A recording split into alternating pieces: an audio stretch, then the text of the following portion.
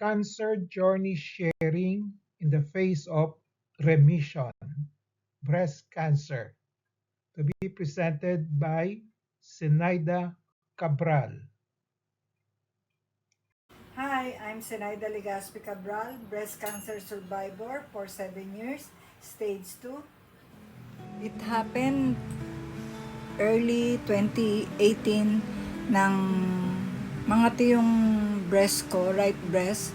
Tapos siguro mga a week after, parang may nakapa ako na matigas na bagay sa aking breast. Ngayon, pina-check up ng anak ko, sinama niya ako sa kanyang OB-GYN. Tapos yun nga, pina-ultrasound, mammogram. Umiyak ako noon, napakahirap tanggapin. Pero sabi ko nga, ayoko pang mamatay. Gusto ko pa makapag-alaga ng mga apo ko. Pero sabi nga nung obigay na ng anak ko, naku mami, sabi niya, makapaghahatid ka pa sa school ng apo mo. Sabi niya. Totoo nga po kasi pregnant yung eldest daughter ko noon nung sinama niya ako sa obigay niya. Tapos ngayon is magsa 7 years old na yung first apo ko. Sa una talaga nung nalaman ko na kailangan kong operahan, iyak na ako ng iyak noon. Kaya lang, wala akong nagawa kundi patanggal yung mass sa aking breast. At yun nga, November 14, 2018 nung inopera yung mass sa aking breast. Tapos 2 weeks after, lumabas yung biopsy. Sinikreto sa akin ng mga pamilya ko. Matagal bago nila siguro before Christmas nung sinabi nila sa akin. Talagang iyakan kami mag-anak kasi pati nga ang Diyos tinanong ko bakit ako. Wala naman akong ginawang masama, wala akong inagrabyadong tao. Pero yun nga, na ko sa Panginoon na ang lahat ay may dahilan kung bakit. Tapos yung nalaman ko nga dun sa ospital na pinag-operahan ko na stage 2 yung aking cancer. Nag-seek kami ng another second opinion at yun nga, siguro talagang itinuro kami ni Lord Jesus sa Manila doctors para makita namin at makapagpa-check up kami kay Dr. Reynaldo Hoson.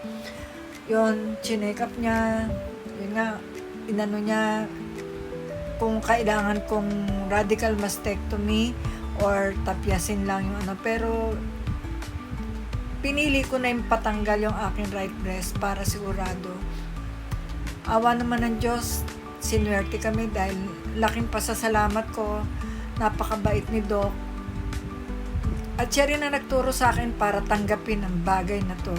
Kasi nung una kong malaman na meron akong cancer, ayaw kong malaman ng mga ibang tao na meron akong sakit, na may cancer ako. Kasi hindi natin maaalis na yung iba matutuwa, yung iba malulungkot, na ayaw ko kung malalaman na mapag-uusapan na may cancer ako noon. Pero yun nga, ang sabi sa akin ni Doc Hoson, yung acceptance ang kailangan. Mula noon, talagang inano ko yung sarili ko na tinanggap ko na siguro nga talagang may dahilan si Lord. Kaya nangyari sa amin to. Pero pinaliwanag din sa akin ni Lord na yun nga, nasa lahi namin. 3 na kasing auntie ko ang namatay, tsaka isang cousin ko, breast cancer din. Tapos yun nga, nung January 2019, nagpa-opera na ako kay Doc Hoson ng radical modified mastectomy. At hindi ako nag-chemo, niresetahan niya ako ng tamoxifen. Until now, magsa 7 years na po ako, tamoxifen pa rin ang aking iniinom. Talagang malaking bagay din po ang pag-attend ko sa pag-pep talk kasi yung anxiety ko, yung fear na baka mamaya mamamatay na ako, ganon. Dahil nagkaroon ako ng lumaban sa sakit na to. Napakahirap kasi last year din, last year, na-detect din ng sister ko na meron siyang maliit na mass sa kanyang breast. Yun nga, nung pina-opera niya, tinanggal na din yung niya kasi stage 2 ang niya. Sabi ko, ang dinadasal na lang namin na magkapatid, sana huli na kami sa pamilya namin na magkaroon ng cancer.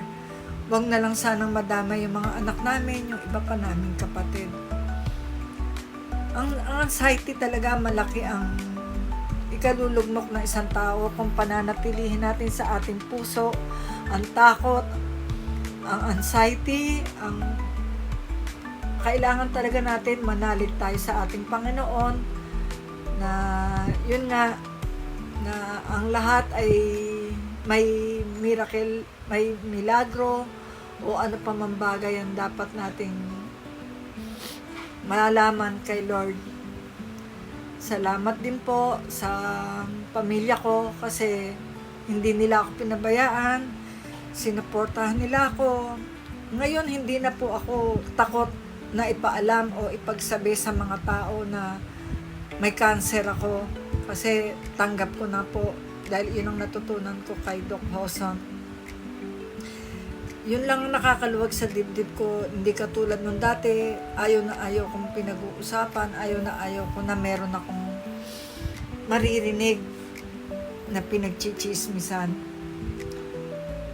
Siguro, sabi ko nga kay Lord, patawarin niya ako kasi nasisi ko rin siya kung bakit ako pa ang binigyan niya ng ganitong karamdaman. Sana na lang wish and pray ko na yung katulad ng mga member natin ng sa Cancer Crusaders, katulad nila Ma'am Radis, na sana humaba pa rin ang buhay ko, maano ko rin yung mga 20 years o 30 years pa na maging survivor ako. Ang mapapayo ko lang po sa lahat ng may cancer, manalig lang po tayo na nandyan ang Diyos at mayroong himala na hindi niya tayo pababayaan basta nananalig tayo sa Kanya, yung pamilya natin. Yun lang po ang importante. Enjoy life para at least wala tayong pagsisihan dumating man ang panahon na talagang yun na yung kukunin tayo ng Panginoon or what. Thank you. Merry Christmas to all.